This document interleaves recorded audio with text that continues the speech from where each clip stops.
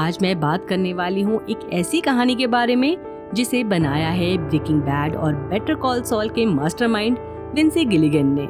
So obviously expectations high हैं। ये कोई टिपिकल साई-फाई नहीं है, ये एक American post apocalyptic sci-fi psychological thriller series है जिसका नाम है प्लरिबस। चलिए देखते हैं। प्लरिबस की शुरुआत होती है कुछ साइंटिस्ट एस्ट्रोनॉमर से जो अपने स्पेस सेंटर में बैठे हैं। शायद ये Goldstone deep space communication complex है। उन्हें स्पेस से एक माइक्रोवेव सिग्नल मिलता है, मतलब कोई मैसेज जो आउटर स्पेस से आ रहा है। ये मैसेज मोर्स कोड जैसा लगता है, छोटी बड़ी बीप साउंड में, जो हर 78 सेकंड में रिपीट होता है। साइंटिस्ट कैलकुलेट करते हैं कि ये सिग्नल 600 लाइट ईयर दूर से आ रहा है, मतलब बहुत ही दूर किसी जगह से। पहले इन्हें लगता है कि ये सीक्रेट कोड है, लेकिन एक साइंटिस्ट को समझ आता है कि ये मैसेज एक्चुअली एक आरएनए सीक्वेंस है। आरएनए यानी रिबोन्यूक्लिक एसिड।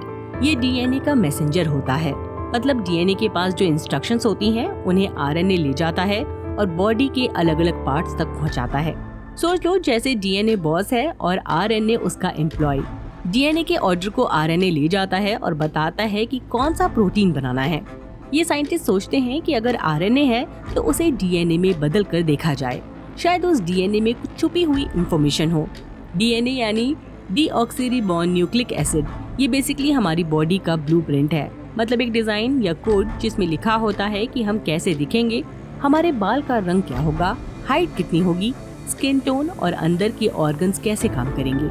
जब ये साइंटिस्ट एक्सपेरिमेंट स्टार्ट करते हैं, स्क्रीन पर एक टाइमर दिखने लगता है। 71 डेज 13 आवर्स 21 मिनट्स लेफ्ट, मतलब 71 दिन बाद कुछ बड़ा होने वाला है।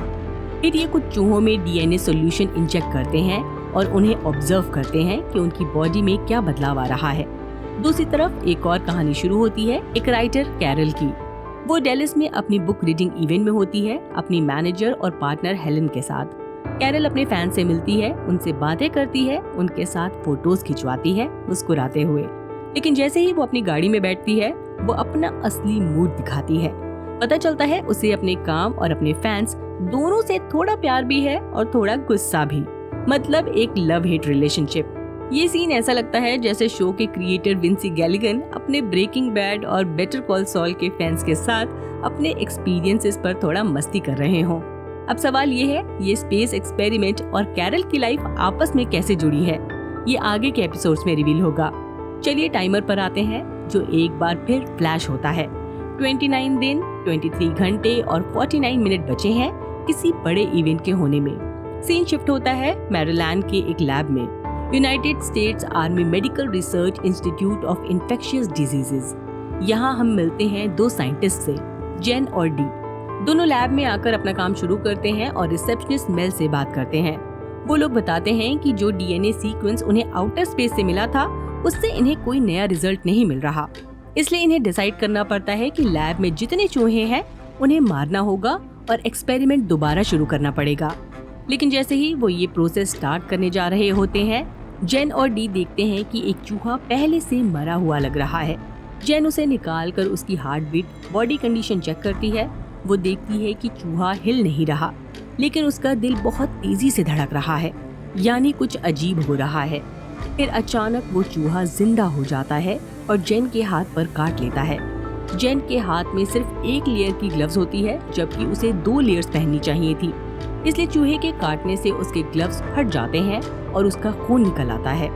यहाँ से कहानी और खतरनाक हो जाती है, क्योंकि अब लगता है कि स्पेस से आया वो आरएनए कुछ इन्फेक्शियस या खतरनाक हो सकता है। जेन अपना हाथ डिसइंफेक्ट करने के लिए वॉशरूम चली जाती है और तब तक डी उस चूहे को वापस बॉक्स में रख देता है। लेकिन थोड़ी देर बाद डी देखता है कि जेन की बॉडी हिलने लगती है, मानो उसे दौरे पड़ रहे हों। डी फौरन उसे बाहर ले जाने की कोशिश करता है ताकि मदद मिल सके, लेकिन जैसे ही ये दोनों डिसइंफेक्टिंग चेंबर में पहुंचते हैं, जेन के दौरे बंद हो जाते हैं और वो फौरन ही काम हो जाती है। फिर कुछ अजीब होता है। जेन रिसेप्शनिस्ट मेल के पास जाती है और उसे किस कर लेती है और डी एक जेनिटर को किस करता है। इसके बाद मेल और जेनिटर दोनों को दौरे पड़ने लगते हैं, मतलब वो भी इन्फेक्टेड हो जाते हैं। इससे समझ आता है कि चूहे के काटने से जेन की बॉडी में कोई माइंड वायरस आ गया है, जो अब किस के थ्रू दूसरों में फैल रहा है। थोड़ी देर बाद हम देखते हैं कि जेन, डी, मेल और जेनिटर सब एक साथ लैब में डिशेस में अपना सलाइवा डाल रहे हैं। मतलब ये लोग शायद वायरस मास प्रोड्यूस कर रहे हैं ताकि और लोगों को भी इन्फेक्ट किया जा सके।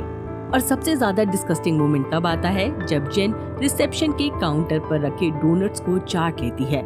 मतलब अब जो भी वो डोनट्स खाएगा वो भी इन्फेक्टेड हो जाएगा। हम कह सकते हैं किसिंग ज़ॉम्बी बन जाएगा।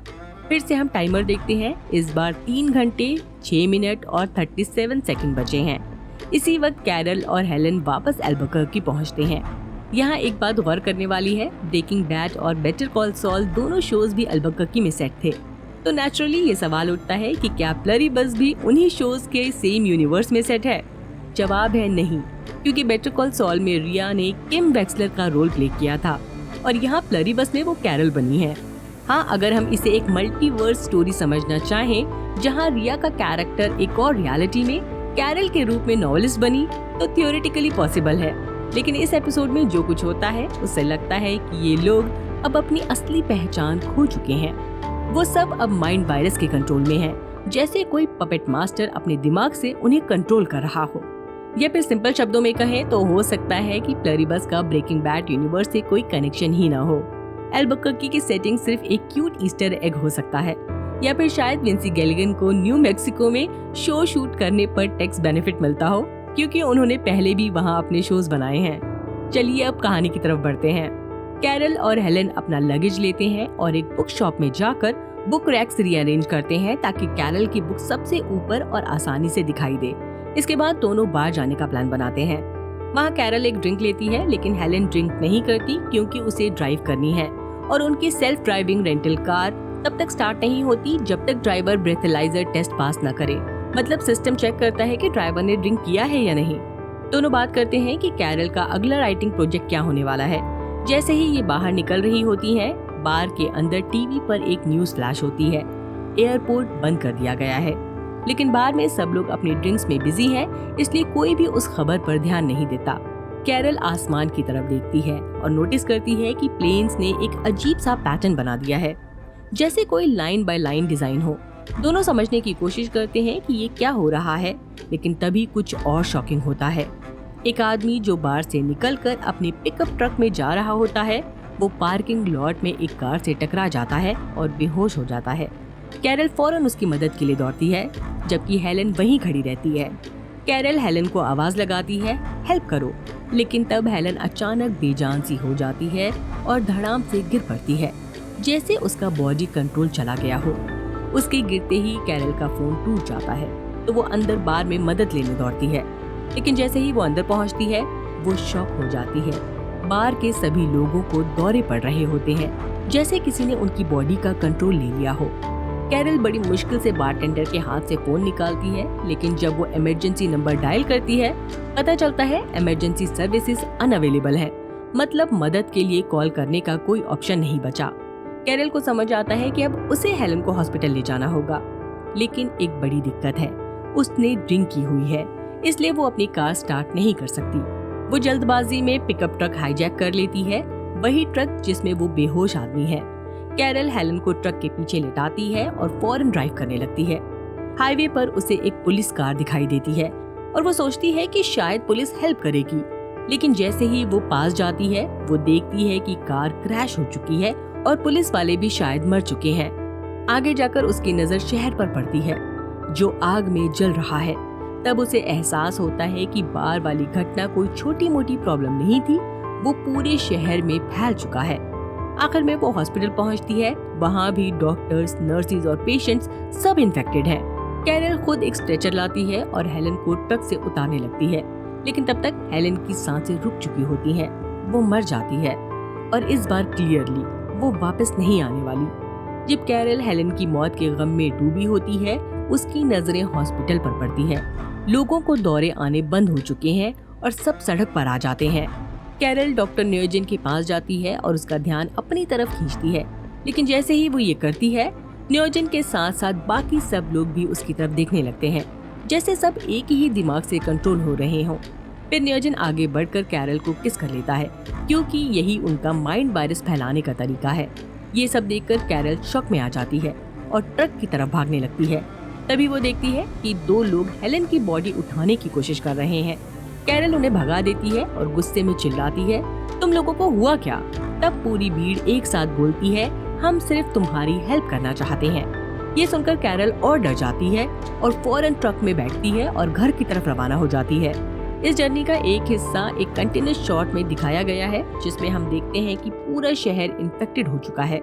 लोग सड़क पर अजीब तरीके से चल रहे हैं, सब एक ही जैसे बिहेव कर रहे हैं। कैरल फाइनली अपने घर पहुंचती है और दरवाजे की चाबी ढूंढने लगती है, लेकिन उसे मिलती नहीं। तब उसके पड़ोसी के बच्चे उसे बताते हैं कि चाबी कहाँ रखी है। नेचुरली ये सब देखकर कैरल और भी ज्यादा घबरा जाती है, लेकिन फिर भी वो उन बच्चों की बात मान लेती है। चाबी निकालती है और उनसे कहती है, मुझे अकेला छोड़ दो। इसके बाद वो हेलन की लाश घर के अंदर खींच कर ले जाती है। जब वो ये कर रही होती है तो उसे एक और अजीब बात दिखाई देती है। सिर्फ वो 2 बच्चे ही नहीं, बल्कि उनके पेरेंट्स, उनके पूरे ब्लॉक के लोग उसकी बात मानकर उसे सच में अकेला छोड़ देते हैं। इतना ही नहीं, कैरल देखती है कि कुछ लोग अपने घर से लाशें खींचकर बाहर ले जा रहे हैं। ये सब देखकर वो घर का मेन डोर लॉक कर लेती है, खिड़कियां और सभी घुसने के रास्ते सिक्योर कर लेती है और फिर टीवी ऑन करती है ताकि समझ सके दुनिया में आखिर हो क्या रहा है। वो चैनल चेंज करती रहती है। तब जाकर उसे एक चैनल मिलता है जहां white house press briefing room का लाइव फीड चल रहा है। स्क्रीन पर एक आदमी खड़ा है, लेकिन वो कुछ बोल नहीं रहा। तब कैरल की नजर टीवी के स्क्रोलिंग मैसेज पर पड़ती है और उसके होश उड़ जाते हैं। मैसेज पर लिखा है, मानो उससे सीधी बात की जा रही हो और कहा जा रहा हो, कैरल इस नंबर पर कॉल करो, मैं तुम्हारे सारे सवालों का जवाब दूंगा। कैरल शॉक हो जाती है, लेकिन फिर सोचती है रिस्क ले ही लेती हूँ और वो टीवी में दिखाए गए नंबर पर कॉल कर देती है। कैरल और डेविड स्टेफलर के बीच की बातचीत से कुछ इम्पोर्टेंट चीजें क्लियर होती हैं। हेलेन की मौत वायरस से नहीं हुई। जब उसे दौरे आ रहे थे वो गिर गई और उसके सिर पर जोर से चोट लग गई। शायद इंटरनल ब्लीडिंग की वजह से उसकी मौत हो गई, उसके ज़ॉम्बी बनने से पहले ही। कैरल पर माइंड वायरस का असर नहीं होता। ये वायरस लाइवा से स्प्रेड होता है, लेकिन जब उसे किस किया गया तब भी वो इन्फेक्टेड नहीं हुई। मतलब कैरल इम्यून है और ये बात पूरे हाइव माइंड तक पहुंच गई। इसलिए ये क्रिएचर अब कैरल को प्रोटेक्ट करना चाहता है, उसे सब कुछ देना चाहता है, जब तक वो कोई तरीका नहीं ढूंढ लेते कैरल को कन्वर्ट करने का, ताकि वो भी हाइव का पार्ट बन जाए। ये एलियन इन्वेजन नहीं है।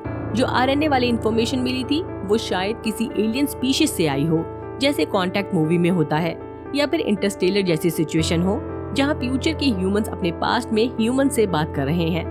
ओवरऑल पूरा concept invasion of the body snatcher और द वर्ल्ड्स एंड जैसा लगता है, जहां लोगों को जबरदस्ती एक हाइव माइंड में बदल दिया गया ताकि दुनिया में एकता और शांति आ सके। ये क्लियरली दिख रहा है कि वायरस सलाइवा से फैलता है, लेकिन सब लोग एक साथ ट्रिगर कैसे हो गए। इसका मतलब है कि हाइव माइंड ने पिछले कुछ दिनों में वायरस को पहले से ही सबकी बॉडी में डाल दिया होगा, शायद पानी के जरिए, और बाद में उसे एक सिग्नल देकर एक्टिवेट कर दिया। लेकिन ये प्लान परफेक्ट नहीं था, क्योंकि कई लोग एक्सीडेंटली मारे गए, जैसे हेलेन। अब दुनिया में सिर्फ 12 लोग बचे हैं, जिसमें कैरल भी शामिल है, जो ट्रांसफॉर्म नहीं हुई। प्रॉब्लम ये है, अगर 12 लोग अपनी मर्जी से सोच रहे हैं और बाकी सब हाइव माइंड के कंट्रोल में है, तो दुनिया में पूरी अफरा तफरी हो सकती है। इसलिए हाइव अब पूरी कोशिश करेगा कि सब लोगों के दिमाग से जितनी भी इंफॉर्मेशन मिल सकती है, स्पेशली इंटेलिजेंट लोगों से, उसे इकट्ठा करे और कैरल जैसे बचे हुए इंसानों को कंट्रोल में ले आए। वैसे हाइव माइंड रीड नहीं करता, बल्कि जब वो किसी इंसान को ट्रांसफॉर्म करता है तब उसकी यादें एब्जॉर्ब करके हाइव क्लाउड में अपलोड कर देता है। हेलेन हाफ ट्रांसफॉर्म हुई थी, लेकिन हाइव ने उसके दिमाग से सारी मेमोरीज ले ली, इसलिए वो कैरल के बारे में सब कुछ जानता है। आखिर में जब टाइमर दिखता है उसमें लिखा होता है 1 घंटा, लेकिन काउंटडाउन नहीं, काउंट अप कर रहा है। पहली बार जब टाइमर दिखाया गया था तब साइंटिस्ट आरएनए टेस्ट कर रहे थे, मतलब इंसानियत के अंत की शुरुआत हो गई थी। तब टाइमर काउंटडाउन कर रहा था, यानी इंसानों की आजादी खत्म होने का पल आ रहा था। मतलब ये वही पल था जब इंसान रोबोट जैसे बन जाएं, बिना अपनी सोच के, एक सिस्टम के कंट्रोल में। अब जब वो काउंट अप कर रहा है, इसका मतलब है नए एरा की शुरुआत, जहां हाइव माइंड इंसानों का जमाना शुरू हो गया है। लेकिन ये टाइमर हाइव का ओवर कॉन्फिडेंस भी दिखाता है। उन्हें पूरा यकीन है कि ये 12 इंसान कुछ नहीं कर पाएंगे और हाइव माइंड जीत चुका है। बस अब उम्मीद है कि कैरल हाइव को गलत प्रूफ करे। इसी के साथ ये एपिसोड यहीं खत्म होता है। मेरा वीडियो आपको कैसा लगा मुझे कमेंट सेक्शन में जरूर बताएं। अगर पसंद आया हो तो लाइक करें, चैनल को सब्सक्राइब करना ना भूलें। बाय, अपना ख्याल रखिए।